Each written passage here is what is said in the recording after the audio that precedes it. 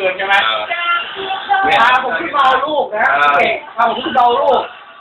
ปุ๊บบอกเลยว่าเธอลืมบอกเอา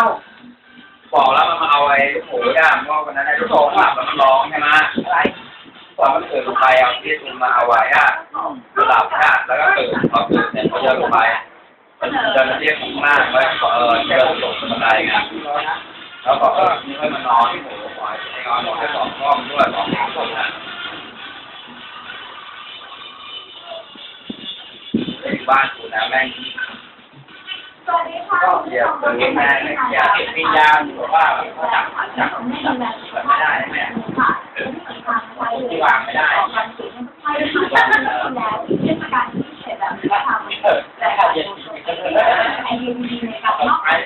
ากับยาที่เราทำอยู่ที่หยด